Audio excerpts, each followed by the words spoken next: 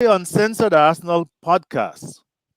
Welcome to our first ever live stream on YouTube and Twitter. We're providing a forum for honest, sober minded fans worldwide to give their opinions on the 2021 Premier League season. Gooners from the Caribbean, US, England, and Pakistan will give their views. Why did Arsenal finish fourth, eighth in the league? Oh, I said fourth. I'm living. This is a time warp, people.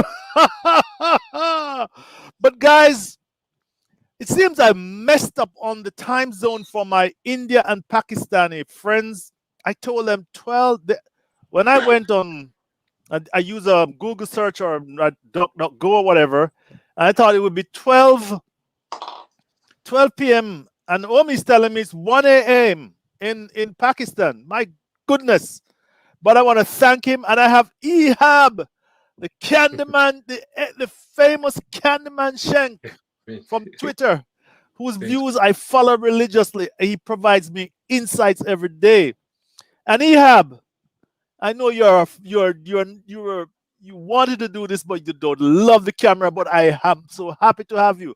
Ehab, you first, my friend. Why did Arsenal come eighth after so much promise?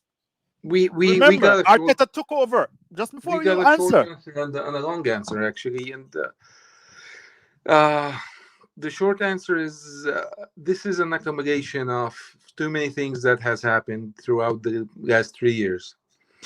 And we didn't start right with replacing Wenger. And just this is snowball. Everything kept happening wrong, and we got to the point where now we have to take really tough decisions to turn around. We have been going in this direction for 3 years, and it's led nowhere. And worse than eighth. I mean, I don't mind eighth. I've seen us finish 12th. Yes. Yeah, but the worse than eighth is that we have damaged so much good work that has been done by George Graham and Arsene Wenger. It's gone now. It's gonna. I mean, if we keep down this path for another 2 years, everything those people done is gonna go away. This is the worst part. I don't mind losing is a part of football. Right. Destroying a football club is not a part of football. It shouldn't be for us. We've been here for 135 years or 130 years. We are not gonna be led by a couple of people who thinks they are corporation or smarter, too smart to run it as a club. They want to run it as Google or McDonald's or something like this, like corporate America. This is what they want to do, and it's not working at all. It is not working. It's not what it is. The class is gone. The we don't care about money anymore, and this is reckless because we don't have a sugar daddy like Chelsea or Man City. This is gonna continue to get worse. It doesn't matter how much we spend next year; it's not gonna get that much better. And what we are going to spend it on, and how much will we spend? I'm going to come back to you, Ehab, but I see the point you're making. I am not very familiar with the Graham era, but I know that Graham won 2 titles. Graham insisted on a certain level of class in the club. And he insisted on a certain level of discipline as well. And he might have taken a bung, but he was ex-Arsenal, and he was a former player, and he was a gooner to the core. Omi, Yeah. the class is gone. The class, I think what Ehab is saying is that the values of Arsenal have contributed to the decline this year. And on top of that, he's saying we are being run like a corporation, and this has contributed to the failures of this year. Your thoughts on that? Well, I completely agree on that. I would say that whatever Arsenal were made of under Arsene Wenger, or what Arsenal represented under Arsene Wenger, I think every single one of those values, it's hard to find nowadays. You can talk about in terms of the decision the club has made in their hierarchy, You can talk about in terms of the style of football that we are playing on the pitch. You can talk about in terms of the style in which the manager has managed his team. And I Mhm. think nowhere from top to bottom you can basically see any Arsenal values being represented or being highlighted. And that is one of the major issues that I think that the people in the past used to say that when we moved from Highbury to Emirates, there was a soul missing. But I think right now is the true moment where I can truly say that the soul is missing. Because you cannot define Arsenal now. What is Arsenal? I mean, what is the ambition of Arsenal? That, And as how, somebody. Mhm. Go ahead, my friend. I'm not going to interrupt you. Go ahead. yeah, yeah. And how this Arsenal is different from, let's just say Chelsea or let's just say Manchester City, apart from the fact that they have a bigger budget and a bigger ambition to go about and winning things. But in terms of proper, I used to say that in Arsene Wenger, even if Arsenal finishes 15th, Arsenal would always be Arsenal. Arsenal would always be the unique team in the London and the uniquest team in the Premier League as well. But now even Arsenal finish if even Arsenal finishes top of the league next season, I don't think so. It will be through those values, and I don't think so that it will be Arsenal that you can me or you can associate yourself with something like that. So I think that part is missing, and I would say that the soul has gone now. You know, I started supporting the club in 2005. So that's the year after the Invincible year. And I have not seen us win a title. I saw us come close in that year with we came runners up to Leicester. I've seen us made many a run, but I was never convinced. I was hoping, but what brought me close to the club was the ambition, the style, the bravery of deciding to play a certain way despite what the pundits and what the other fans say. But today we are just like any other team, Ehab. The lack of class and the values, the people are going to say that is something you can't touch. But how does that translate itself to what we see on the field today? Or This last season? actually this brings us a bit to the long answer, which is what happened is after when you started supporting in 2005, Mhm. we committed to 425 million in debt in building the stadium, and adjusted to inflation, this is a little bit over 800 million today. Yes, yes, So yes. this is debt in a that has to be paid. So when Vieira, when Petit, when Henri were all reaching a certain age, they could never wait another 6 or 7 years to go back to competing. So they said, okay, we're gonna move away. So we started a rebuild, and I know everything about football from 1872 to 2021.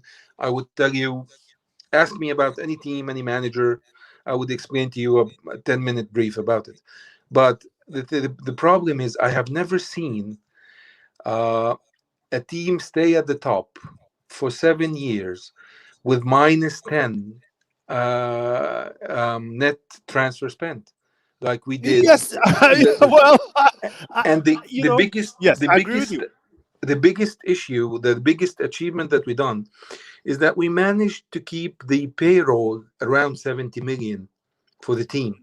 Yeah. And today's payroll is 110 million more than that. The Really, team that Ehab, yeah, it's for, 180 something today. for what we're Uh, seeing on the field. yeah, it's 180 million with the fifth highest. We're behind the Liverpool, I think 190 something, 220 million for City, 220 million for United. So what the thing is, think about it. This 70 million over 7 years is around 500 million euros, or pounds. This 500 million pounds is what we make in revenue from game from match day in 5 years. So You Yes. what Wenger did is he kept the expenses low. He didn't spend any money on transfers, minus 10 net, and So we could, by 2013, we looked into our books and we saw that the debt is it's not paid, but it's scheduled. It's there's money coming, and this money is allocated to the debt. Mm-hmm. So the debt is going to be paid by 2022, 2023, but for this, but the payments are already there. So they decided it's time to spend, and they started spending in 2013 to rebuild. They got Right. and they did it. I think Wenger is one of the top 10, 15 managers of all time, one of the top five tacticians of all time. But there he's the top person when it comes to rebuilding a team. And what he had in mind is put a superstar in there, Mm-hmm. bring up the young talent that I have developed that stayed with me till 2013, like Ramsey, like Wilshere, like Theo Walcott. Bring the originals that stayed there, like Berin, all these people, Koscielny, and put a superstar to build around. We always used scoring wingers. Walcott was there, Theo was there, but we needed another one, so he got Sanchez. Got Sanchez, right? He got Sanchez, and he built a team that can win it. And I've heard him talk about it. I think he said it on TV that within 3 years we will win the league. Now, what happened is, and I think the only mistake that Arsene Wenger ever made as an Arsenal manager was in the year that we were chasing Chelsea. Mm-hmm. No, the year we came fifth. The year we came fifth. And he, at the start of the season, he said, "This is the most mature team I've ever managed." And to think about that, he managed a team that had a back four of Adams, Keon, and Lee Lee Dixon, and Lee and Dixon. Cole. Mm-hmm. Yeah, and Sol Campbell and Colo Torre, Mm-hmm. and these people, all these people were a part of his. But to think about that team that has Koscielny, Mertesacker, Mustafi, Birin, Monreal, it was a really good team. But he said this is the most mature team I've ever managed, and he gave them more than they could chew. Um, one thing he didn't account for that in 2016, 8 or 9 of our players has played football for 3 years straight. They had World Correct. Cup. They had World Cup. They came back and they played in 2015 season. They went away. 8 players had Copa America and the Euros, Mm-hmm. and they came back. And I remember that game against City away, Christmas time. I think it was Boxing Day in 2016, and we looked like we were running in mud. And there's another thing he never accounted for. He accounts for, but he never thought about. It's gonna keep happening to him. It's injuries. He lost Ramsey. He lost Cazorla. He lost Koscielny. He lost Monreal. He lost Per Mertesacker in the same In season. All of them, and they with Theo Walcott. All those players went down at one point or another. Mesut Ozil, I think, missed with the back, started the back problems back then. problems that year, correct. Yeah. So that year, And that team was already rebuilt, and it was deep. He just needed to grow the youth a little bit. But this happened to us. And the problem is when this happened, had that team stuck together and kept everybody, 2017 would have been different. 17, 18. But it wasn't because Alexis Sanchez decided he wants to leave, and there was an offer to replace him with Sterling, switch him with Sterling yes, that yes. summer. Mm-hmm. And Ox just said I wanted to go, and Liverpool. he went to Liverpool, and the whole thing got dismantled. If you remember, Oxlade-Chamberlain was the right wing back, Mm-hmm. and he was playing the best football of his life, and he was giving Berin a run for his money because he was providing an offensive option that Berin could not provide. Mm-hmm. This guy could score, and we had that combo. We had that plan that could have went somewhere, but people started leaving. Now Wenger vowed never to let anybody go, but we cannot pay Sanchez $500,000 a week. We cannot. 500,000. We 500,000. Yeah. We cannot keep Oxlade-Chamberlain when he, walks into the manager's office right after we lose to Liverpool, and he's the worst player on the pitch. He walks into the manager's office and he says, "I want to go to Liverpool." This is something that no manager can control. So the rebuild was stopped, interrupted, and this is when the Wenger going out started. If Well, we had the right management, they would have sat down with Wenger and said, "Okay, you've taken a chance to rebuild, and we've seen the glitches, and we need you to readjust this. But you have to understand that this is the going towards the end. So we are going to get you a protege, pick your protege, and make him your assistant manager for 2 years, precisely. Hmm. 3 years. And we will give him a promise. We will give him good salary. We will give him a promise to take over. Now, not everybody loves Arsene Wenger's game management or tactics, but there's one thing we all have to agree with. He ran the club in a proper way. He had a system for the on the pitch and off the pitch that's flawless. We were a clean club. We don't talk to agents. If an agent comes in and he says, "We will see, we will manage something," that got him banned from the club. You don't Right. come back to the Emirates. Right. What? Yeah, you don't tell me we will You work something about it. you And don't come back to what? colony. Yeah, you don't come back to the colony. And what people don't understand about Wenger, he was ruthless. He was so ruthless that people imagine a guy who walks into Tony Adams, Patrick Vieira, Emmanuel Petit, Thierry Henry, Dennis Bergkamp. Do you know how much of an arrogant, you know, idiots these people are? You Yes. can't even talk to them, And he walks in and he takes away all their food. Paul Merson, for example, he takes away all their food, puts them on a diet like supermodels. You have Yes. broccoli and Vivienne, Yeah. and you have to do 1, 2, 3. You have to sleep when I tell you, eat when I tell you, and he runs this for 22 years. So this is he's not an easy guy. He's not the pushover. He knows how to run the club. But the thing is, we should have kept that. Well, Now we let that go, and this is the problem. We took the good parts of Wenger, and we let it go away with him, and it's like a bad ex-girlfriend now. We should have but you kept know, that. you have I'm glad to give that exposition, but the most the vast majority of Arsenal fans don't even care to understand that process. I Yeah, mean, yeah, you know, and yeah. Omi, I'm coming to you. How does that translate itself to Unai and to Arteta?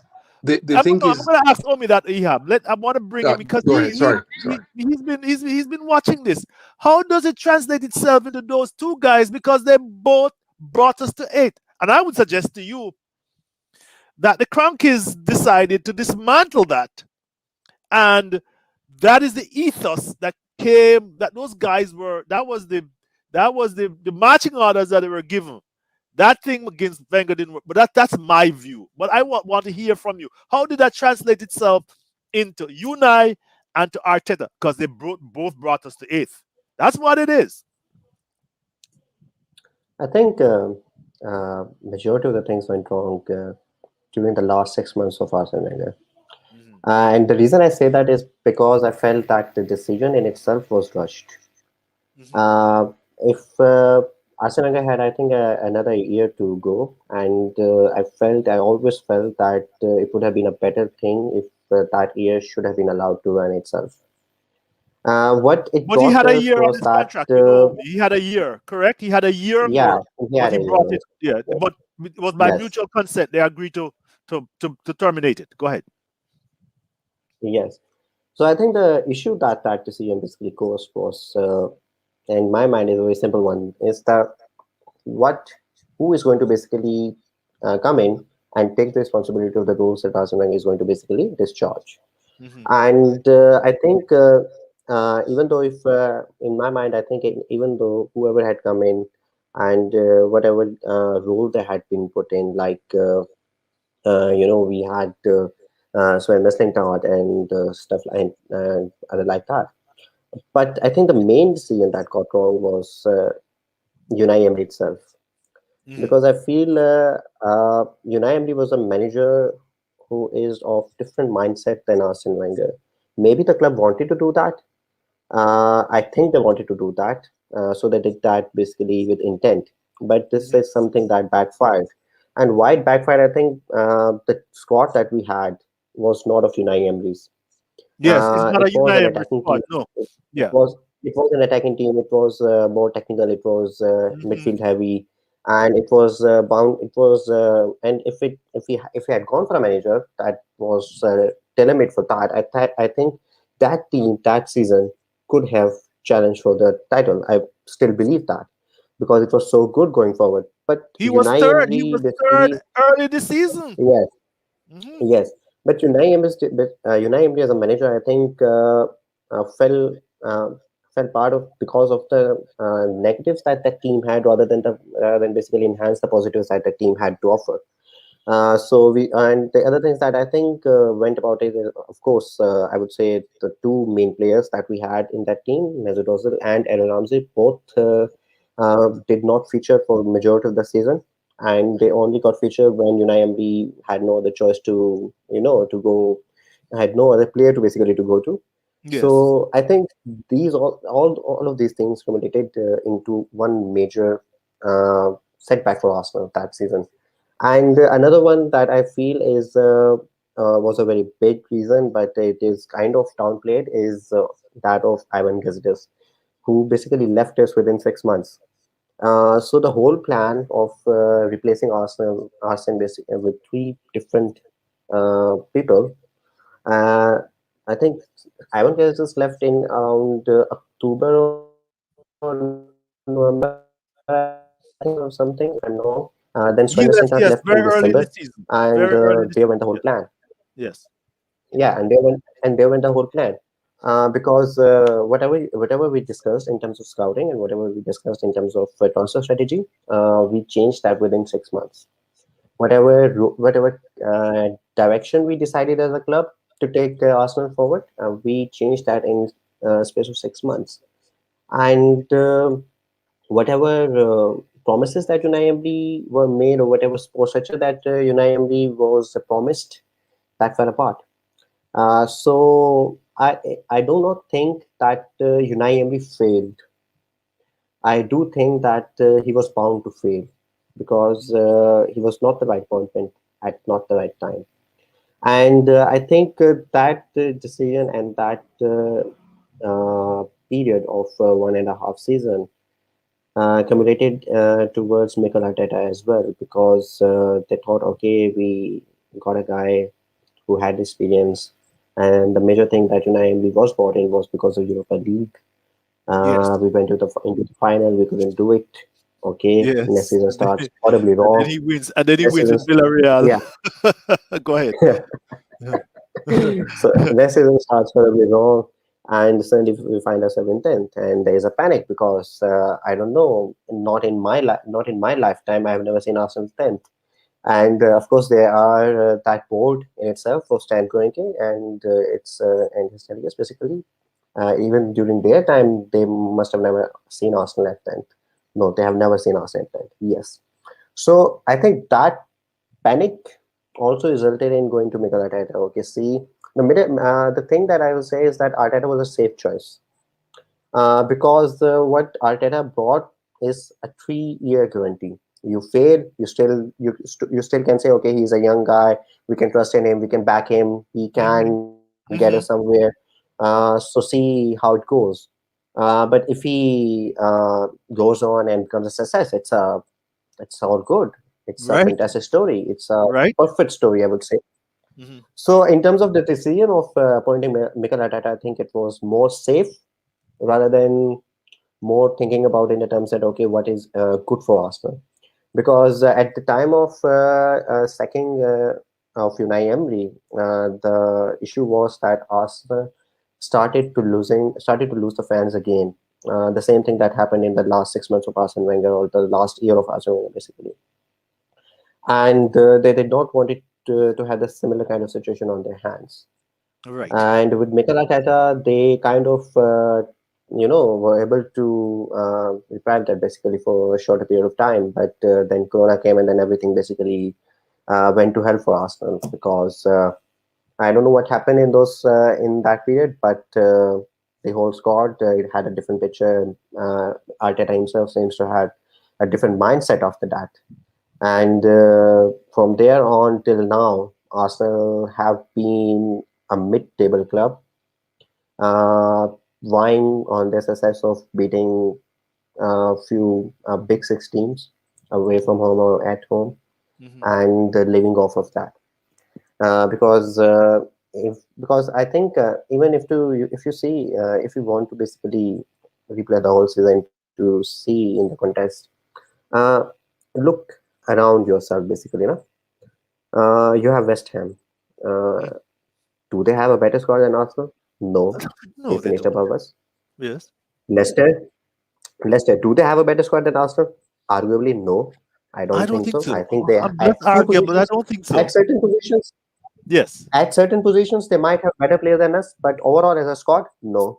Yeah, they don't have no depth. Same can be said We can about, establish they have no yes, depth. Once they lose yes, one or two players out of midfield or in defense, they are look very vulnerable. yes. And And we have more Leicester depth than them. should have, yes, and Leicester for the majority part of the season were the third best team in the league for majority part of the season. Of Yes. course, they didn't finish well. They didn't finish well, so they basically fall off. But same goes with Spurs. They do not have a squad that is, you can say, okay, it's better than us. Okay, they, you can argue they have a better front three, but overall, if you say, I would say that Arsenal can still and should compete Spurs. Mhm. Points table will say, okay, they did, but it's there about. But the thing that worries me is that you have a team that got promoted last season in Leeds, Mhm. Leeds and Arsenal only have 2 points difference in the whole season. But this is something that Yes, only and they is a scored shock for me, far I would more and say, they because scored as sorry, Omi. 2 points more and we scored 50 something goals and they scored 60 something. I have the figure somewhere. Keep going. and Keep going, also, my and if friend. you and only if you can see basically the brand of football that Leeds brought to Premier League, that in itself is, I think, one of the most what you can say, uh, excellent, scintillating stuff basically. And Yeah. Arsenal were nowhere near that. And same goes with Everton. They also have only 2 points gap with Arsenal. So I think in terms of the squad and in terms of the potential the squad had, I would say that I have not seen in my lifetime. I've been following Arsenal from around 2005, 2006. And in these years, I have not seen a single season at the end of which I can say, okay, the performance of this season is sackable. And this season's performance was truly sackable. It's truly sackable, I would say. But of course, I know that the hierarchy is not going to do anything about it, because they have bigger things to fire, basically, or they have bigger things to take care of, in terms of what is happening in the world, what is happening with the outside world, what is happening with the fans, what is happening with the uh, ownership and etc. But so in that case, I think where we are, I feel it's not a good situation, and let's see how much it can continue. It will Ehab, but people say we are turning it around. Third best in points since December, since Christmas, only behind United and City. So what are we missing? We say we are playing like a mid-table team, but the old faithfuls, we read a lot of them on Twitter and all those PR people for the club. What are we missing? They say that this improvement is gonna transform itself instantaneously next season. This doesn't matter actually. The what happens. what matters is the performance. The results will catch up. We played like 10th all season. We should have ended 10th. And I've wrote a tweet maybe in September saying that I can't wait until the end of the season when we make a run and finish 7th, and people think that Arteta is going to be the man next year. Mhm. And because people are gullible, they're gonna think that. Uh, it doesn't matter. Just look at the performances. We average what, less than 2 shots on target every game. Create it like something like 2 or 3 shots on target. I mean, Yeah, yeah. it's Ye- it's horrible. I mean, against City averages. West Brom. It was West Brom. Crystal Palace. It No, no, was no. 3 shots on target. A total of six Yeah, shots. City averages more goals per game than we average shots on target. Can you Wow. see? You see the difference? Yes. It's huge. It's Yes. we are so far behind the top four that this 6 point is just a myth. The way that we are playing, it's not a team that's trying to win. When we met the team. First of all, Omi was 100% spot on with Unai Emery. Unai Emery is not a bad manager, but he wanted to change the identity of the club. And in this market, after 22 years, this was going to take time and money. And this was going to turn Arsenal into a team that plays defense all the time and relies on counters. And it's just not the best football to play. Just direct. We like they remind me of what Watford when they had Igalo and Dini and Yes. Yes. yeah, yeah, yeah. This is the type of football that they play, and that supposed to play. And it's not. It's just not Arsenal. It's just not us. To change this after 22 years of the right type of football would have taken a lot of money and would have put us in a place that's not Arsenal. Maybe if we were Aston Villa, maybe, trying to reach back to glory, maybe. But we are a team that used to get, with top four for 22 years. We are in the second round. We are in the knockout stages of Champions League for 20 years. This is not a small feature. Right. Yeah, so what you have to do is we are a big club by every means possible. But the thing is, Unai Emery wasn't going to fit because he had to change so much. Would have cost us about 600 million in this economy and this inflation, and we had to do his own team. And after that, somebody would come in and he will also spend 200 million because Mikel Arteta would love to have Aaron Ramsey on his team, but we don't have him. He's gone. He would love to have Koscielny in his team, but he's gone to teach like Saliba and Holding. But he went out and got David Luiz. Why would you get David Luiz when you had Koscielny? We sold him for nothing, No, we and let we Koscielny. and Did we let paid. Koscielny go for free? I Wasn't he think on a 1 year contract and you just let him go? yeah, they just let it go, and he would have been a better teacher because first of all his understanding of the game, his football IQ is really high. It's one of the highest I've seen for a defender. And David Luiz cost us 30 million. Wow. Yeah, the 2 years plus the Two 8 years, million right? was 30 million pounds, and this is something we could have saved. Now the thing about this, what we should have done. This is why I say we should have brought somebody under Wenger, so we don't have to go through all of this. That would have saved us a lot of money. He knows what players to use. He knows what system to use, and the day Wenger leaves will be like another training day, Tuesday. Now Yeah. instead of Wenger, his assistant is here. Doesn't matter. He's always here, so Yeah. nothing's gonna change. But now Emery comes in.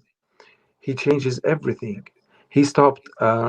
We had visits to the Emirates where we take selfies with players and so and so. If you meet somebody, like you would have a tour with Liam Brady. He would Yes. be a tour guide, Yeah. and the people would come in. Like you, if you're lucky, you'd see like let's say one of the players just walking around and can I take selfies? Can I sign autographs? Emre came in and he forbid players to do that. Don't take selfies with fans. This is one of the things that has changed. They had to fill paperwork. They Yes. had to fill a paper after every game as a review for the game. Now, this is totally new for the players. I'm not saying it's right or wrong, but it's totally new for everything changed. Now Right. he has a new favorites. He has a new system. People who were guaranteed time are now, like Macedoza and Ramsey. They became French players because the system has changed. We lost so much money on this. People talk about it, but easily the money that we've spent 300, we wasted 200 million.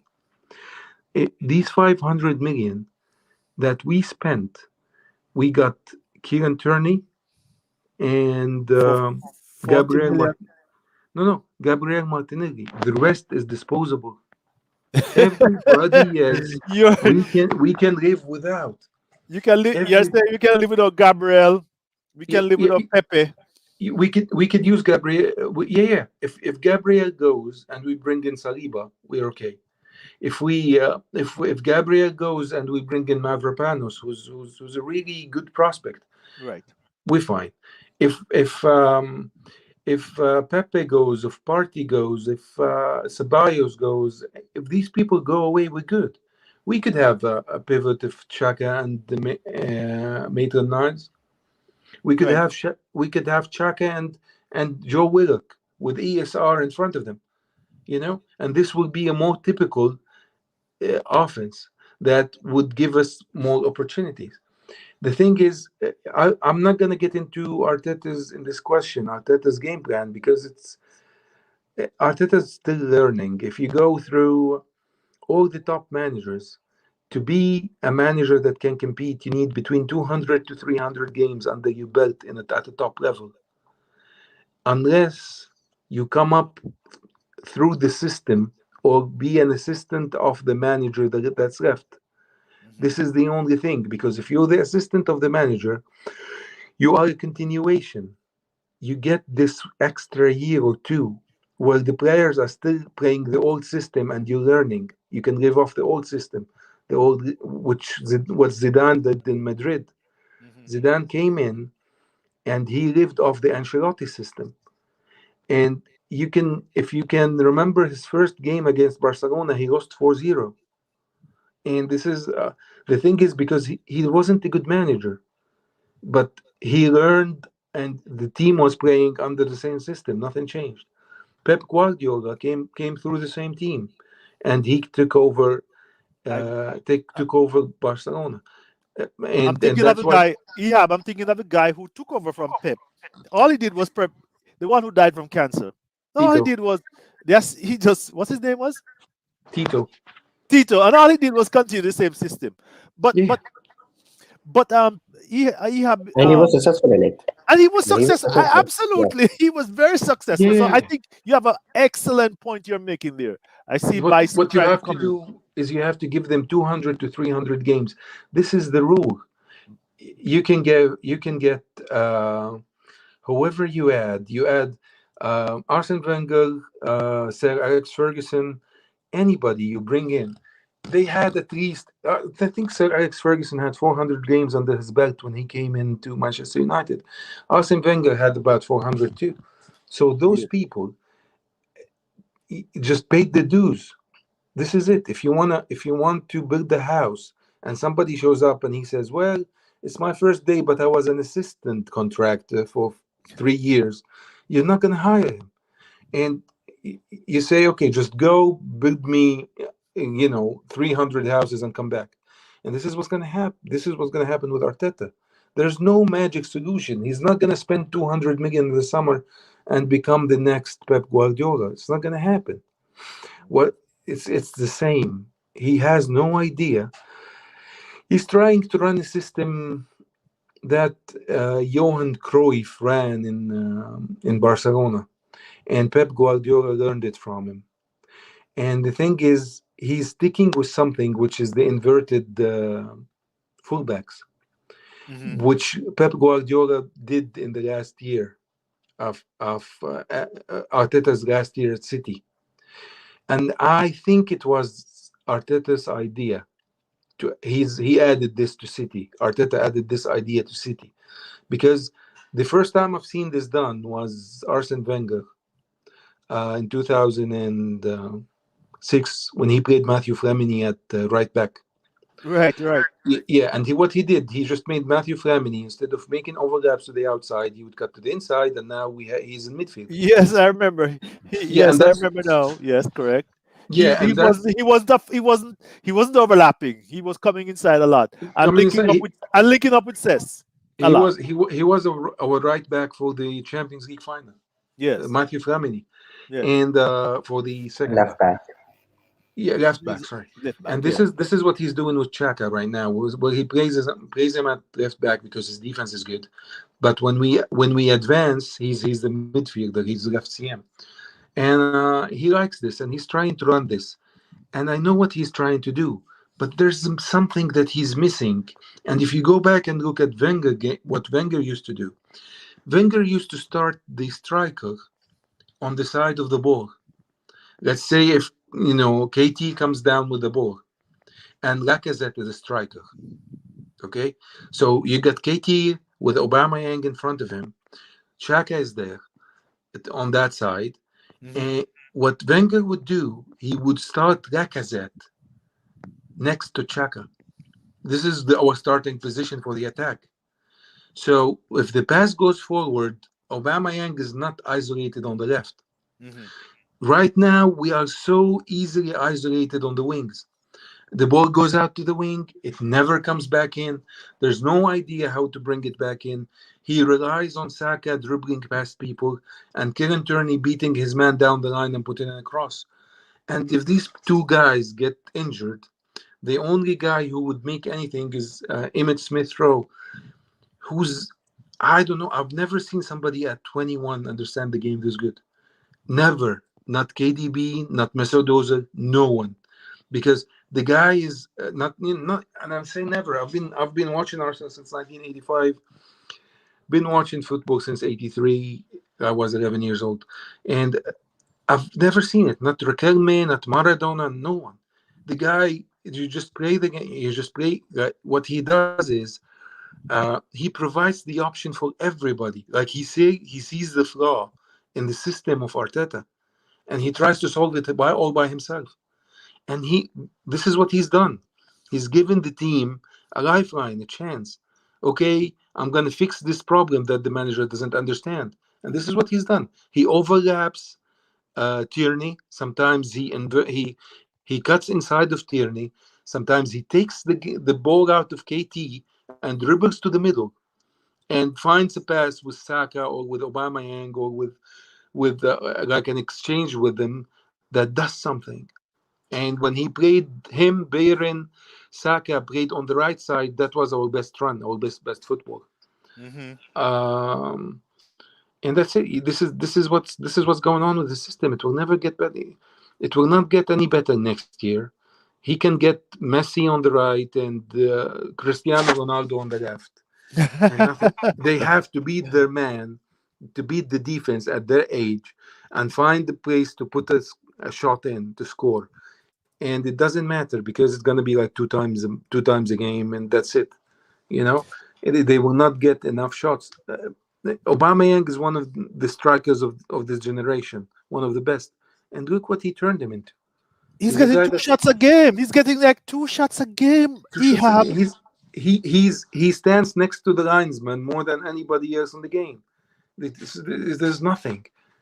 Anyway, it's a long answer because the thing is I've been watching this for 2 years and I can write a book about it. It's a We comedy don't, of errors. Yeah, it's don't a want you to comedy of write a errors. book tonight, but hang on there. So,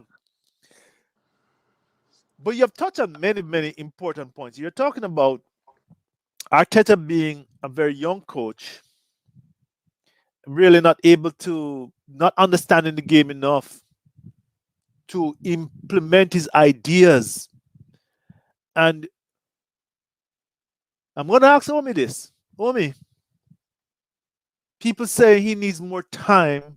Trust the process. Do you see that? What is the process? What is he trying to achieve? Ehab gave us an insight. He's trying to play a little bit of the what he learned from Barcelona as a youth when Cruyff was there. He was a youth there for a while, and then he had to leave. He leave the youth system, but and he had an apprenticeship on the Pep, and he was Wenger's you know m- manager on the field, if you may.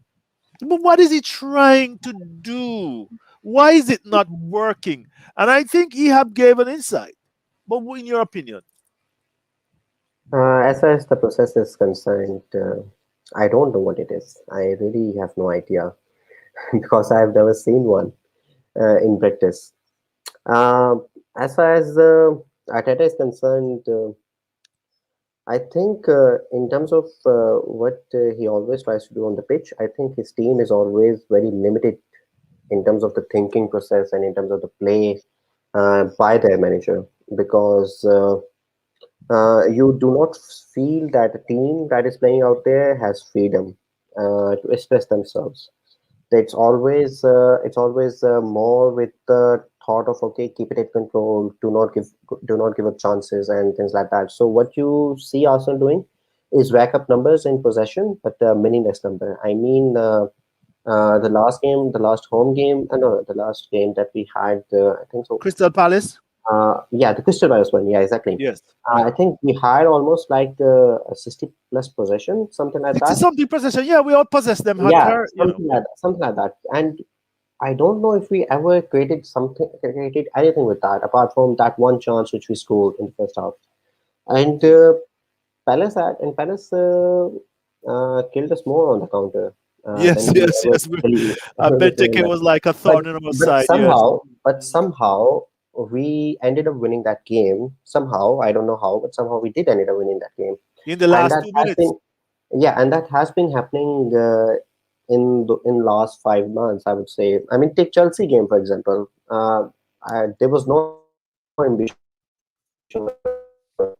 Gets a goal, and then Arsenal just basically sit back, defend for their life, and hopes that Chelsea never gets a chance.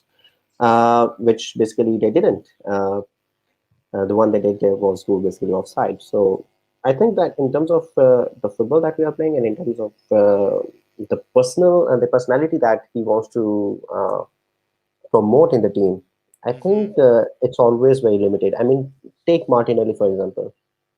The guy has a 32-year-old Willian playing in front of him, a player that was never needed by Arsenal, because I think we already had a young player like Nelson that could have basically been given the game time, and I think that would have been a better long-term investment than Willian proved out to be.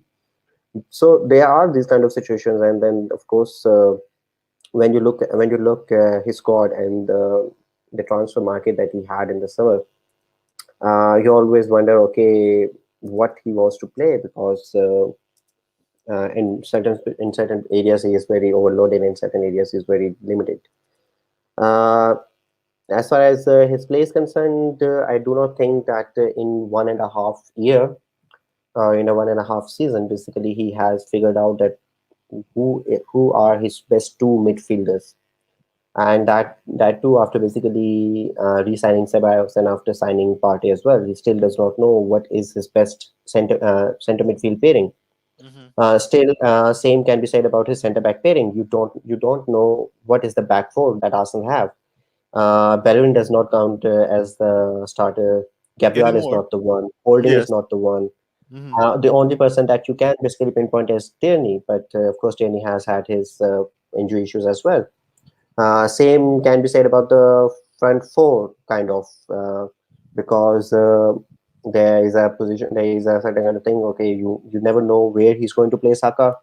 Is he going to start him on the left? Is he going to start him on the right? You don't know where he's going to play Aubameyang. Is he going to be on the wings? Is he going to be on striker? So in 1.5 season, he has not been able to pinpoint his first 11. And as a manager, if as a fan, if I see that, it's worrying for me, because I do not feel that it's a manager who has a clear idea of what he is trying to achieve. And I think a manager always, a team basically always goes for the next step if a team has stability. That's what I believe. And that's what I've always witnessed under Arsene Wenger as well. Whenever they were, whenever I think the idea is that in a season, first try to make sure, okay, what are your best 11 and how to basically play the team. Hmm. But if that is not consistent and with consistency, and you're going to change that a lot, and with that you see, okay, the results are up and down as well. I think it does beg for question. That is my overall view regarding Arteta as a manager, I would say. So what I'm getting from you, you're not sure what his ideas are. It shows itself in his team selection. Shows itself. Uh, when Go Arteta ahead. came, basically, he did say that he want his team to be the one that basically decides or basically dictates the tempo, basically makes the key decisions and Yes. influences themselves on the pitch. But I think on the pitch, he is always more influenced mentally by the opponent rather Right. than Hmm. with the thought that how his team is going to win the game. It's always about how I'm going to stop it, how I'm going to stop them, rather than how I'm going to win it. And I think this mentality, I had this issue with Unai Emery as well. And in terms of this, I feel that he reminds me more of Jose Mourinho, I would say, Mikel Arteta, Hmm. rather than Pep Guardiola, because Pep Guardiola in his mind is a very free person. He's a very expressive person, and you can see that expressiveness in his team on the pitch. But you cannot see that expressive nature in Mikel Arteta's team. And I think that is a very key difference between Mikel Arteta and Pep Guardiola, and also the past state managers that Mikel Arteta has worked with. You know, I have been wrestling because with the idea. Say, okay, he is only 18 months in the job. But the problem I'm having, Ehab, is that after 18 months, I see him. You be, you begin to certain habits begin to form. Certain Yeah. tendencies begin to express themselves. You're not very imaginative. You're not a you're not a manager who wants to take the initiative. Yeah. You're not a Bielsa Mhm. whose teams play a certain way regardless. Yeah. It's a personality. You can see my personality in my posts. You can Uh-huh. see my personality in my presentation to you today.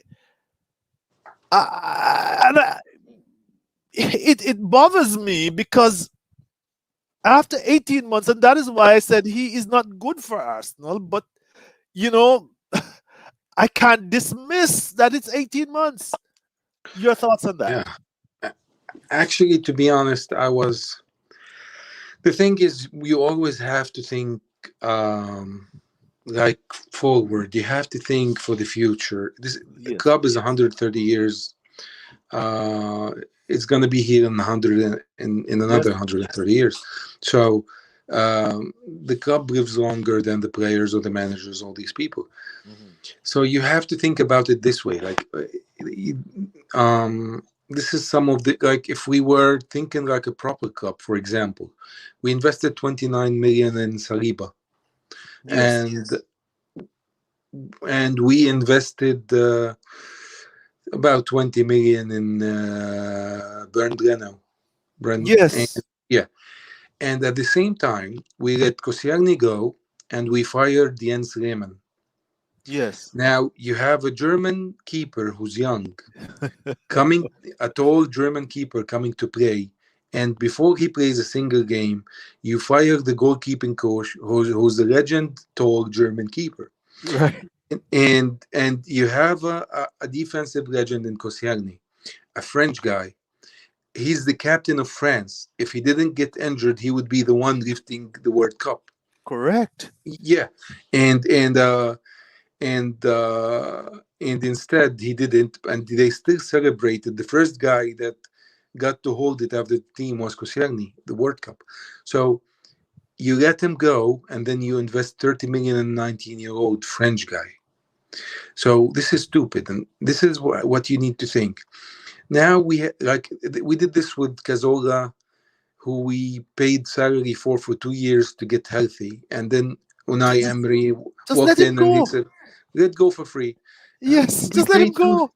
Just no. It's okay. We already kept him. What you do is you keep. He's healthy. You try him for another year. You have nothing to lose. He went into La Liga and became a team of the season player with Villarreal. But the thing is, you have to always, the money that you invest, this is not your money, this is the club's money, and you have to watch it. So Arteta, we've paid him 2 years. We've invested too much money in him. We have to understand that next year is not going to be different. I cannot predict the future, but this is not a prediction. Right. This He's not going to walk in next year and be the guy that has 25 shots on goal.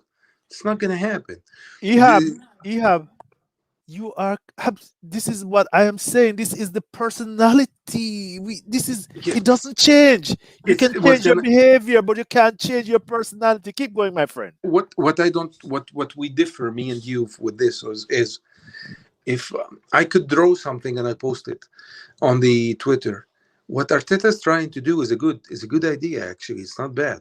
If it Mm-hmm. works, it will work. Yes. And but the thing is, on paper, if you sit with Arteta and he draws you everything on paper, you would think this man is a genius. But the thing is, as Sir Alex Ferguson said, in football, everything is complicated by the presence of the other team. and, and this is Absolutely it. right. Yeah, Yes. what happens is he has a plan to send the ball on one side, overload a little bit, give two options to the ball carrier, so the defense would follow one of them, and he would either cut inside or come in for a cutback. This is why he goes to the corner. But Yes. easily, a manager with 250 games under his belt would easily squash that. Would stand with two banks of 6 and 4. The bank of 6 is wide, so he has to be really wide. There were times when the player with the ball is almost standing out of bounds. Our player with the ball in the corner, if it's Uba or Tierney or Saka, they're almost standing, they're dribbling on the touchline because the defense has stretched us wide, and the fall in front of them makes it impossible to go back to the middle, Yes. and it's over. This is it. This is how we stop it. It's so fucking easy. Unai Emery stopped it. Brendan Rodgers Right. stopped it. Stop. Uh, Yes. all these people stopped it, and it's totally easy. Even Sparta Praha, if they had the players, we would have never made it to the second round. Yes. But they don't have the defenders, so Saka kept beating them behind the defense, and Chaka kept playing this through ball behind the defense that Saka kept running at it, and they couldn't handle him. And this Right. is how we beat in Sparta Braha. And And and this Ehab, and I saw the same thing with Brighton when yeah, even yeah, when Willian came on, he and Xhaka had them going because they couldn't. But then I saw the next game. I thought might have been the Villarreal game, might have been in between, and the Emery stopped it's it. You know, it's easy, I mean, it's any easy. manager worth his salt can know that's what we're gonna run that play. I don't know if it Exactly. was before or after, but it was like a complete contrast. I agree with you completely on that. What Keep going. what what But what what what You know why I emphasize this, by the way, Ehab, because our fans, I don't think that we fans, I think that this is an important technical point. Let me leave it at that. I'm not going to serve any judgment. It's an important technical point. If any opposition worth its salt can figure out, knows exactly what we're trying to do, and will squash it before it gets going after a while. Keep going. but he doesn't know how to adjust it. Now, any manager who has a technical grasp on the game, he doesn't care. You want to know how? Arsene Wenger played the same type of football with Robin van Persie, Thierry Henry, Giroud as his strikers. None of Yes. them plays like the other. Yes. None of them plays like the other. One of them is a guy who can dribble from midfield, uh, Yes. dribble past three defenders and score. The other guy is a skillful guy who would drop and take the ball and pass and shoot. The third guy is a target man. But we played the same football And the same, because and by the way, he had a power player in Adebayor, a power player, a pure yeah, power player. Because every time I look at him, I realize he was 6 foot something, and he yeah, overwhelmed his defenders and had a fierce shot. And he played in the same goddamn way. the Keep same going. way. You know why? Because people were saying that the number 10 player, the cam, is gone. Mm, This thing is gone. The mhm. traditional cam is gone. That's why Ozil is not playing. This is the inability of managers, because they try to take what the defense gives them. What Wenger used to do is, you are going to put a wall in the pocket. I'm going to push that wall back. Right. I don't care. I'm going to put Ozil and Cazorla in the pocket, and let me see you deal with them. You Mhm. have the combined IQ of your whole team standing in the pocket, and they're going to get the ball, and the defense has to deal with it. And he's going to force the defense to deal with it. And if the defense takes a risk, it's a goal. A small example is the Ozil goal against Chelsea in the 3-0 win. Mhm. Okay, they put Kante on Ozil and told him to keep pushing, to keep being physical with him. But Ozil has a really high IQ, and Wenger did not go away from Ozil. He's my main man. The ball is gonna go through him. He's the one who's gonna play make. He didn't run away. If it was Pep or if it was Arteta, if it was someone else, he would take Ozil out of the game, or he would keep him and play him on the wing or a decoy. Yes, yes, yes. Yeah, but no, I don't care. I'm gonna play this guy. The ball is gonna go to this guy, and this is what's gonna happen. Long and So short this, of it, though, Ehab, the long and short of it is that you think Arteta does not have the imagination to play a different way. if you Omi want is Arteta to, I Omi think his is connection died. going. Connection is dying. I need Omi because I was going to ask him a question, but keep going. He'll come Sorry, back on. Yeah. and yeah, of course, because his is still on. I think he just turned off his camera to do something. Anyway, the thing is, I think if we want to keep Arteta, don't give him any money. Don't give him any money. This is true. Don't let him fuck up the team. Don't give him any money to make the team. And the most important part, don't expect next year to be different. Just live through the pain another year. Let him learn. And You know, all right. we Omi's back. Omi's back. go, Ehab. go ahead. Omi. So well, what we're seeing now, because we need to, we're like running way down into the the final 15 minutes of the game. What we're seeing now is talk that we're going to lose Xhaka. These are all the key players now. We're going to who else are we getting rid of? We're going to sell off Willock. Ceballos is gone. Um, well, William needs to go. He's part of he's part of the 40 million pound waste. What will you pay him this year? 20 million pounds? I'm not sure. No, he didn't get 20. How much did he get? 200,000 a week. That gives That's I can't figure out. 10 a year. 10 10 million, million. 10 million, 10 million. That was too much math for me for the short period. But Omi, with all these changes, they're gonna give him money to spend, he says, in when we don't even have European football. How is this going to be better? Many people think it's going to change. How is it going to be better? Oh, well, put it this way. What is going to be different? I think one thing that is going to be different is that we will not have any midweek fixture to be concerned ourselves with. Yes. But what that does bring to Arsenal, I think people need to understand this, that Arsenal is not like Liverpool, Arsenal is not like Spurs, Arsenal is not like, let's just say, Chelsea or whatever.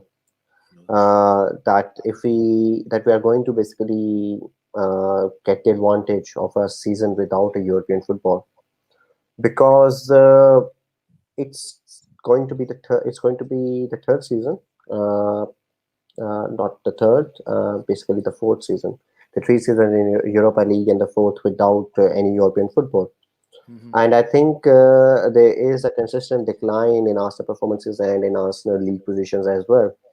And there is a certain core group that has stick with us during that period. How long they are going to stick with us, that is a question that I think will be answered in the summer. I'm not sure. The second thing is that how much money Arsenal is going to have this summer. This is also a question that I do Everybody's not easily think convinced that is there'll going be a lot of to. money to spend, Uh, but yeah, keep going. I'm I think saying that what you have everybody's seen convinced there'll be in a lot of money to recent spend. days, Mhm. yeah, in recent days, what you have seen is that you have seen Mikel Arteta coming into press conferences and basically demanding money to be spent from Stan Kroenke. And Yes. he thinks that it's going to be basically you just see him putting pressure on the owners. Mhm. But I'm not sure that even if Arsenal do spend a lot of money this season, if they are going to basically sustain it or not. Do they have the financial backing to sustain it or not? Because let's not take this season lightly. This season without European football, let's not take it lightly, I would say, because it's going to have consequences, and that consequences are going to be shared. I mean, there is a reason why Arsenal went for the European Super League. There is a very simple reason. Arsenal cannot and afford themselves back into top four through financial support. They cannot do that, and the only super player they have tied them to long term contracts on a very lucrative deals. Can they support that as well, and will they remain here as well? That is another question. But what we are currently seeing is that Arsenal are not going to be basically spending their way in top four. This is something that I cannot see happening. And the only thing that I mean, let's see next season. I mean, West Ham is going to have a better prospect. That you then have Leicester, you then have of course City, Manchester United, Chelsea. Chelsea is not going to basically repeat the same problem, same issues again. They are going to spend, of course, because now they have a new manager, and that new manager has basically given them a certain kind of limelight as well with their Champions League final. And of course, if they win that final, it's going to be a huge financial sport for Chelsea as well. Well, So the teams that you see in and around Arsenal, you do not see them go. You do not see them going away, and how Arsenal is going to impact that. That is a big question. Hmm. Because when you see the squad, you have your two main strikers, and both have question marks. Then you see your midfield, and Ceballos is going to leave. You do not have a creative midfielder in there, apart from the very young ones, Saka, Emilio Petro. But how much you can expect from them across the whole season? That is another question. Maybe they might be able to get by in a season without European football. Who knows? But the situation is that Arsenal have certain weaknesses and certain area weaknesses that needs to be worked out in the transfer market. And will they have the support? I mean, we all saw that Arsenal do wanted to get Aura last season from Leon, but in my opinion, I think they only went for Partey because they weren't able to do so. And even if Chaka leaves, so I mean, I don't know how we are going to basically replace that, because He's you only have to see the games of Arsenal this season that they have played without Chaka. to see. I mean, yeah, to see that what impact Jaka has on this team. I mean, whatever problems you might have with Jaka as a player, whatever negative points you might have in for him, you cannot dismiss the fact that Jaka does bring a certain kind of control to this Arsenal midfield, and he is a certain kind of driving factor who is capable of controlling the tempo in that midfield and dictating the play. And But without him, we have always struggled to do so. So the question marks are there. Financial backing, I don't know how much Kroenke can do. Of course, there is a pressure from fans, and there is a pressure from the outside as well in shape of new bid. So that might influence something, but will that be sustainable, and will that bear fruit? I'm not sure. Yes, Ehab, can the transfer market solve our problems next year? Where are the transfers coming from?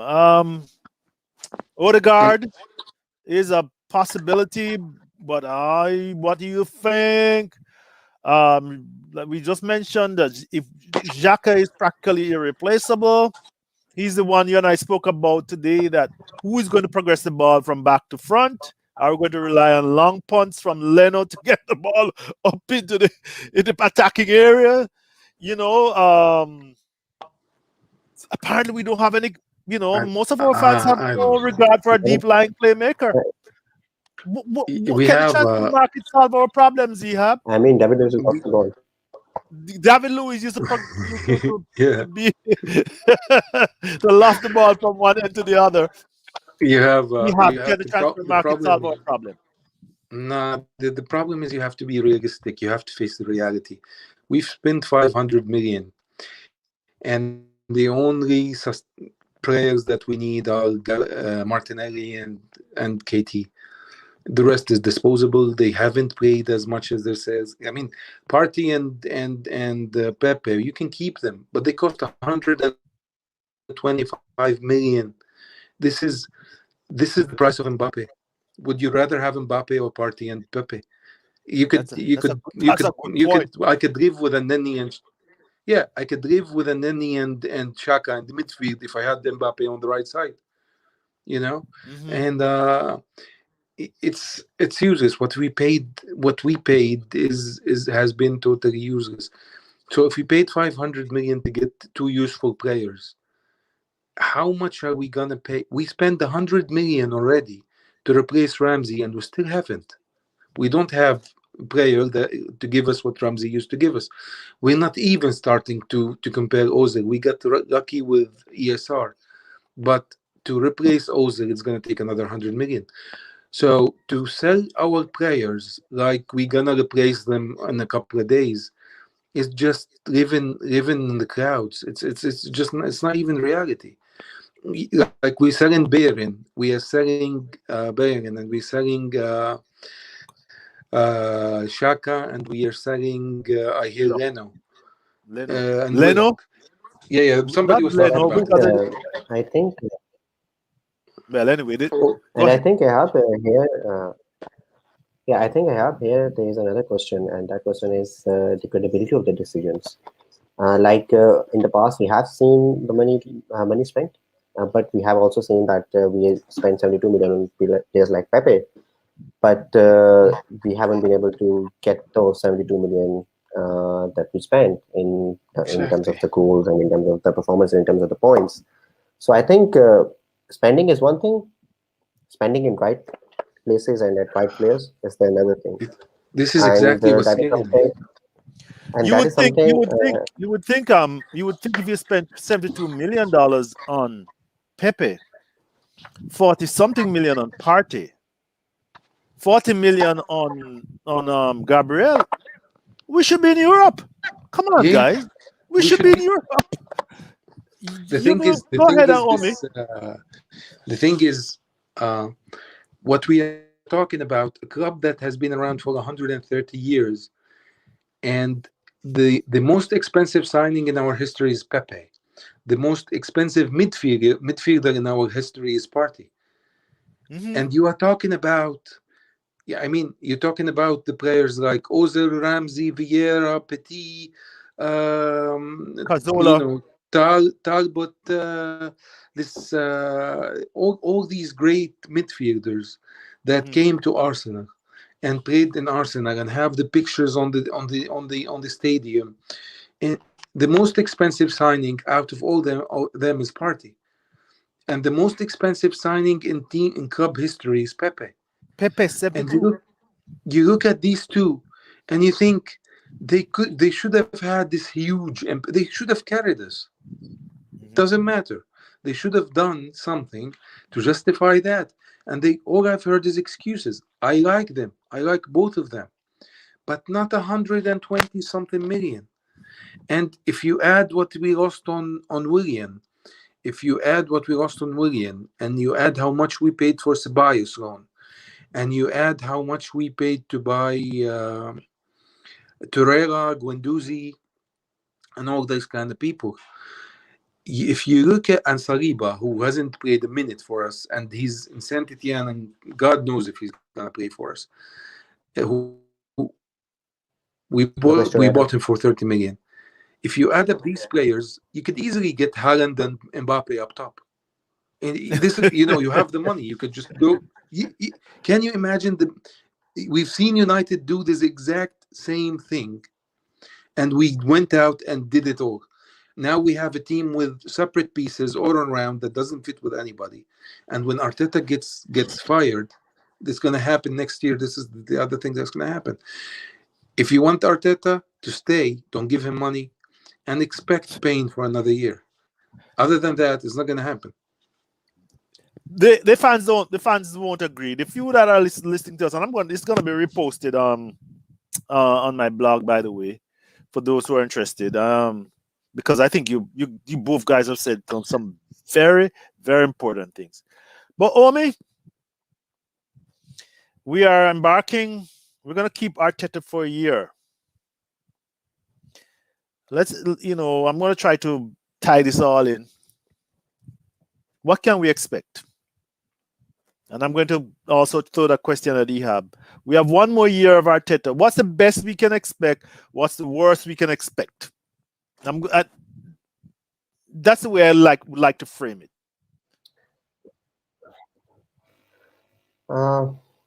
As far as expectation, personally, I don't have any. And I don't think that we are going to see anything different next season as well. Because I think the more this team, the squad, has had an impact of Mikel Arteta, the worse that it has become, basically. And I think the factor that Arteta had, a surprise factor or a tactical surprise factor, basically, that is not going to be the same next season. You also saw it with Unai Emery. Teams that were getting beaten or getting played by Unai Emery, they found a way to play against him. And once that was done, it was all set for Unai Emery. He was a goner, basically. And I think that can happen with Arteta as well. So you saw basically that run that Arteta made in the FA Cup. He beat City and he beat Chelsea, but none of those performances have been matched, not even close this season. And that is something that does worry me next season in terms of where Arteta wants to play. And of course, there's a question on the team as well. What team is going to be there, and what kind of squad we are going to build in the summer, and what it is going to be capable of doing. So as far as that is concerned, I don't think we will see any different. But I think what we will see is, I think that the response that we get from the club, the response that we get from fans, I think that might be different, because the fear that I have is that for Arteta to succeed, he only needs to get to Europa League next season. And I think that thing will be let's just say represented as, or will be communicated as, a success by the club and by Mikel Arteta as well, because the person who is least worried about the current Arsenal situation, I feel it is Mikel Arteta, because I mean, I heard his interviews in the that he basically gave before the last game or the second last game, something like that. He said that the idea is in place. His team is now exactly what he wants them to do, and you can see that as well in the league as well. But of course, you can see that in league, Arsenal maybe in the third or the second position after basically the December. But I feel that any man or any person who has actually witnessed Arsenal play in those games, I do not feel that he can basically come out with the confidence and say, okay, this is the team that is really going to dominate the league next season, really going to basically hurt other teams. Because I feel current Arsenal team is kind of a toothless, and Toothless. whenever toothless, yes, kind of, because Uh, the only time that we have really made an impact are the times when Arteta have basically given up on his own ideas and just let the team play. I mean, you think about the Chelsea game at Emirates and there was I think one or two more games like this. The game He against had a West certain Ham. kind of, The game against West Ham when we yeah, were 3 down, and he yes, just yes, let yes, them play. yeah, yes. There were certain kind of formations that Arteta were playing. Like early season, he was dead set on the back three. There were certain kind of midfield formations that he was playing. There were certain kind of front formations, the player combinations that he was basically set on. He never dropped Willian. He never dropped Saka. He never basically dropped Ceballos, and he tried to basically play Ceballos and Partey in one team as well. So I think the moment he cornered himself and tried to go away from his ideas to more younger generation, to more youth, there we saw a different kind of Arsenal and a different kind of play by Arsenal and different kind of football by Arsenal. And I think that only happened on very few occasions this season.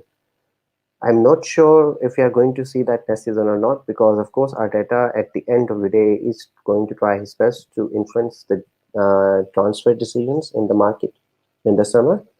And what kind of players he's going to bring in, that is a different matter entirely.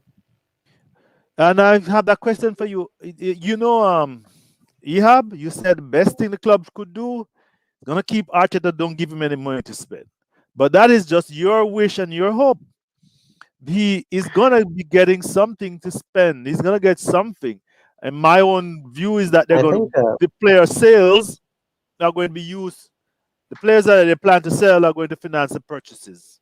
The Cronkies should have I no history of dipping into their pocket. Yes, Omi.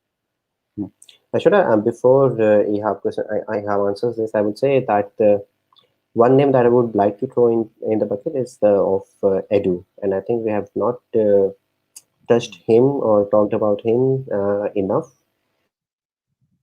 Yes, well, when I thought about what one of the He's reasons not why he being was talked come about in, enough in the should media be as well. thrown in the mix. But maybe he's kept a very low profile after when he came in, he was on the he was pictures of him. He was on TV and on the media a lot, but he's kept a very low profile since the last transfer window. What are your thoughts, my friend? I think Edo's still new too. He's still learning. Welcome to So Biso. She was trying to get in a long time. hey, how you doing? Biso, we are coming to the end, but we're gonna ask you what you've heard and what you think. Let's go. But let's do Ihab. Okay. As I said, Edu is just he's still learning too. The mistakes are not his. The mistakes are from the top. Edu is just a scout. The mistakes started from the top. They like with Josh and Vinay and Raul. So this was the main thing. Uh, the thing is that the whole thing needs to be changed at the top, and this needs an episode by itself to do. Yes, I agree with you. And there's been gonna be no change there. Yeah, Josh came over for the last game. Interesting, he's he didn't take any pictures. He didn't show himself with no, he's Edu, but he the was thing. mostly with Vinay. But he's committed to Arteta. Um, Yeah, the thing about Arteta is if you give him a lot of money this summer and he fails, which probably he will, because I'm sorry, because as Omid said, uh, you have the top four top teams are Liverpool's even going to be better. right. They're You not have gonna change. Leicester, you have Leicester with Inacio covering for Vardy. I'm sorry. Yeah, excuse You yeah. have Pardon. Leicester with Inacio covering for Vardy. You have what's his name? Bielsa is gonna improve his team. Everton has money and Ancelotti. Yes. So these are tough teams to beat. You have David Moyes is going to improve his team too. So you think Sullivan and company will give him money to spend? I don't know. But they were there in the Champions League. yeah, they do have money actually. What happens is those people. I think the best he can do is 6. Yes. But if we give him money and spend, and we fire him, and the new guy comes in and demands money to change the team, this could easily see us in 2023 playing at 15th and 16th, because there will be no more money to spend. The team will look so, like not like doesn't fit together. It will be like pieces and parts. It will not be a team, and we have to go through another process. So this is the main thing. If don't give him money, and if you take the pain for another year, and then after that you decide in keeping him or not. If he's improving a little bit, if he gets you 6th and we're playing better, then okay, I'll keep him. I've taught him for 2 years. He's given everybody heart attacks. He's spent our money. He's uh, he's taken over a great club and just messed it up. So we've paid our dues. We've paid for him to be a good manager. So if he starts being a good manager at the end of the year, bring him back. That's okay. If he Ehab, goes, Ehab, I'm gonna yeah, tell you that it's not going to happen. They are going to give him money, but I want to, and really why I'm cutting is not because I'm rude, but I'm fast coming to the end. And Biso has been trying to come good, in from earlier, and yeah, I want to give her a chance to say something because we've been talking for a while, and where we are is what can we best expect next season? Omi doesn't have any great expectations. Ehab is don't give him any money. He has spent too much and wasted it to come where we are. And then when I start talking about him, he disappears off the screen. I think he'll come back. So Biso, what do you think? What is your expectation for next year? Well, you know what? I think that my expectation will be tailored to what we do in the summer window, right? Because right now we don't know what kind of team that we are going to enter next season with. It seems clear to me right now that the club is willing to keep going with Arteta Yeah. and try to see what next season brings. And then they're hoping, he manages to, keep the club competitive and, in that race for the top 4. And Top so four. that Top four Biso. I don't think they want. I don't think their aspiration is top 4. I think their aspiration next year is top 6. That was their you aspiration this year. think? I'm afraid to interrupt you, but I don't think that's their aspiration for next year. And I'm Well, you know serious. what? I'm very serious about it. I mean, you know what? I feel like the bar has been lowered so much that if we make top 6, the Yes. club will be happy, right? But Mhm. I know that deep down, maybe they're hoping that, with no distraction from Europe, that we could, put together some kind of run that will get us into the top 4. But I feel like, yes, they will still be happy with the top 6, and they'll be like, oh well, we finished 8th last year, we're 6th this time around. That's progress, Yes. but it's not progress to you and I, Yes. right?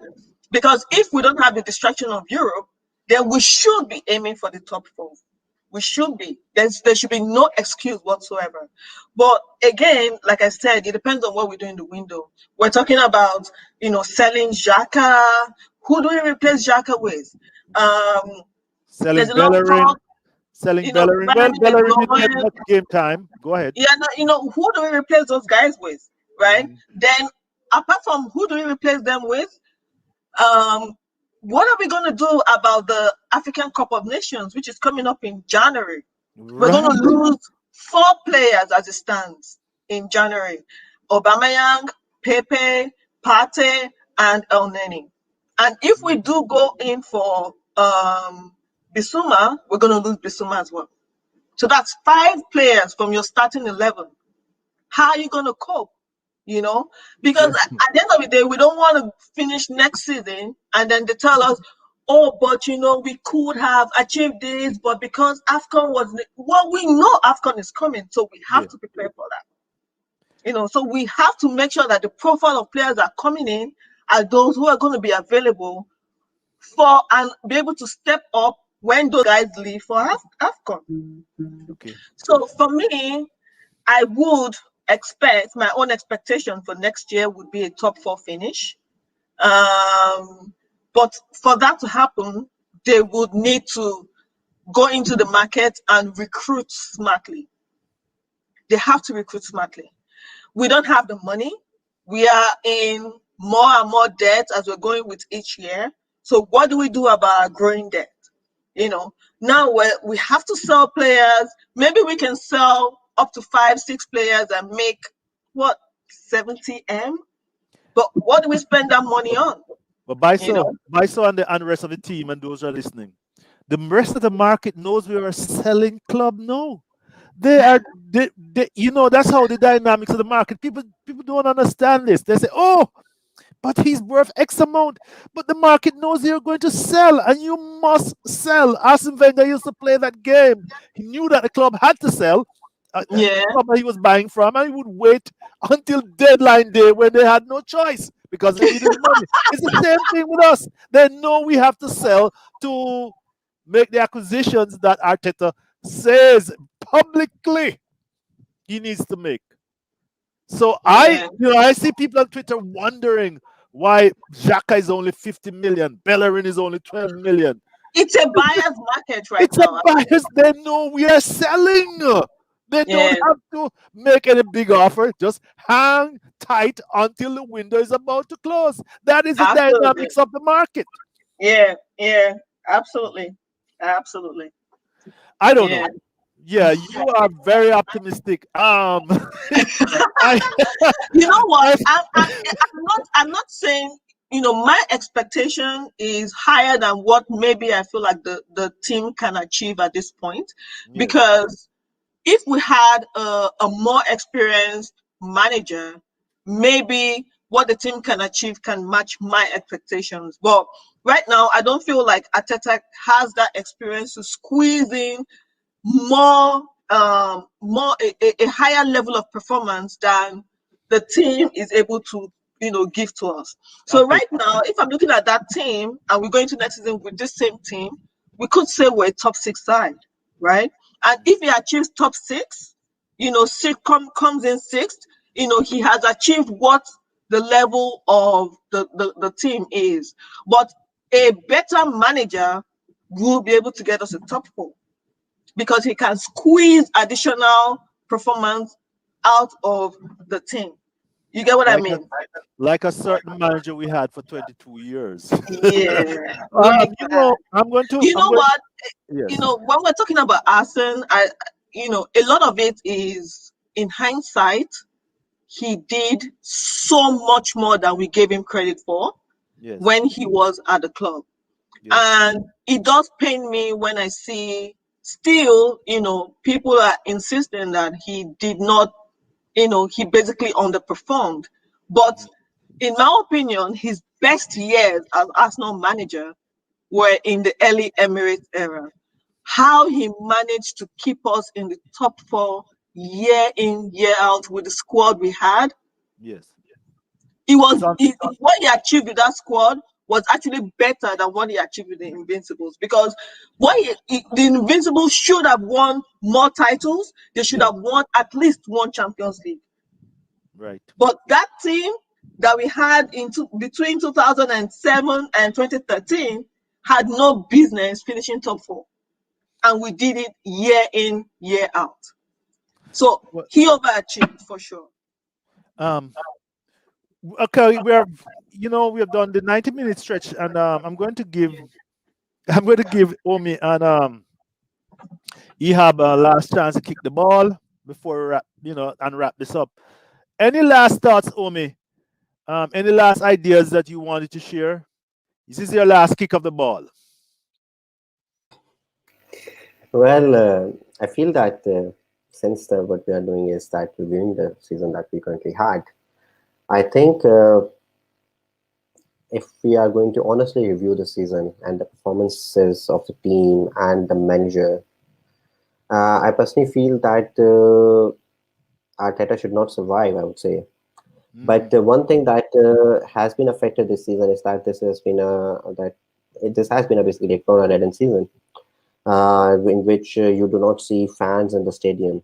That is something that might change next season because certain number of fans are going to be in the stadium next season, and there have been performances at home this season that if they are repeated next season, I do not think that Arteta is going to find a supportive fan base behind his back.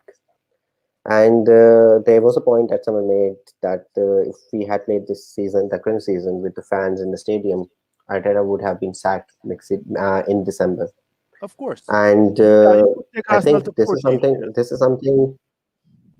Yeah, and I think this is something that should not be taken lightly, and I think this can have an impact this season.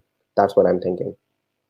So Arteta, I think the basically the thing is that the ball is now in Arteta's court, Indeed. and he is going to now make sure that he convinces the fans that okay, he's the guy.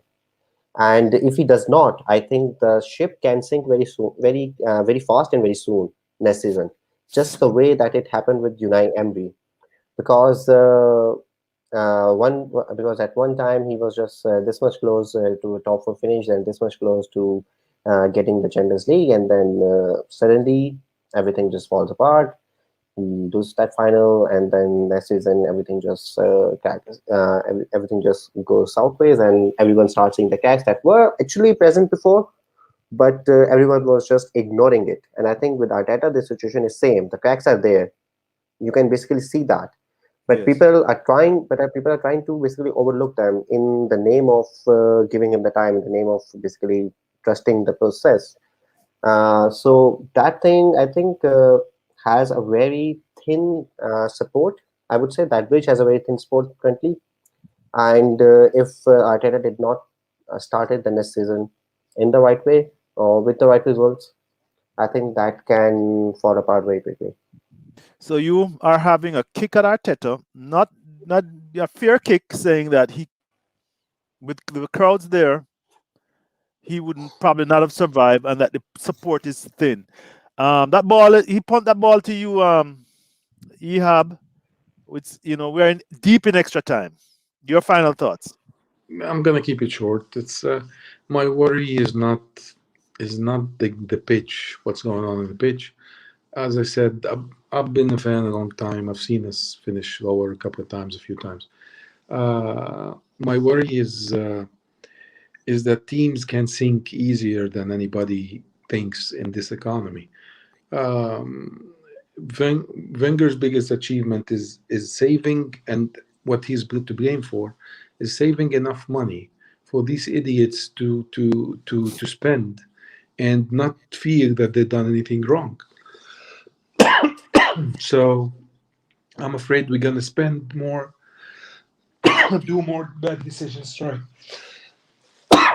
do do more bad decisions, and just sink this ship. This is my primary fear. Arteta stays or goes, it'll solve itself out. But when you're in debt, you're never coming back. Um, I've seen this happen too much. Parma, Deportivo La Coruña, Bolton, Blackburn, Yes. Leeds themselves. Yeah. Leeds had to It, sell the family silver. I don't think yeah. they do. They own Ellen Road. What's that? Do they own the stadium, Ellen Road? I don't think they do. I think they sold it off. The new owner has fixed a lot of things, but they still don't own it. You see what I'm Uh, saying? Yeah. yeah, Uh, the things is, as I said, it's easier to sink a football cup, and now we are becoming irrelevant. We are becoming eighth and tenth, and eighth and tenth. So FIFA would be okay with us going away. We're not mm, Real Madrid, so not everybody's going to jump in. Or Barcelona, they have 1.3 billion in debt, and nobody is pushing them. We're yeah. not those people. If we go away, it's not going to ruin football. And as I said, I've seen it. I've seen it happen to Parma, to Stuttgart, to Hamburg. I've seen these teams win the Champions League. I've seen Stuttgart win the Champions League in my life. I've seen Hamburg. Villa won the European League, my friend. Yes, Aston Villa, Nottingham Forest. Those are big teams that gone away. When Arsene Wenger took over, we had worse finances and 4 more trophies than Villa. Wow. Yeah. Today, we could easily turn into Villa. Wow. That's a very sobering thing. And It so, is. Baiso, I will leave with you.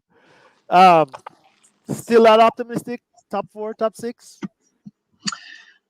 Like I said, Shoda, it's hard for me to until I see what we do in the market. It's hard for me to estimate where we will end up. But I'm saying that personally, what I would like for the club where I would like for the club to finish is in top 4, because there are no excuses this time around. There's no Europe to distract us, and we just have to finish top 4.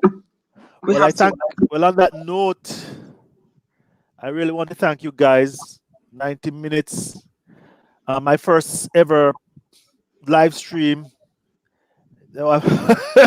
My audience, I can tell you, is not very grand, but the longest journey starts with the first step. I think it's been a very, very good discussion, rich in the facts and data. I want to thank Omi. I want to thank Ihab. He's been having a cough. I want to thank you, Baiso. Thank you very much for Thank sharing. you for the invitation. Yeah, righty. I love it all. I love you all. We'll do this again. Thank you very much. All right. Bye. Thank you, Shoda. Bye. Bye. Bye, Omi.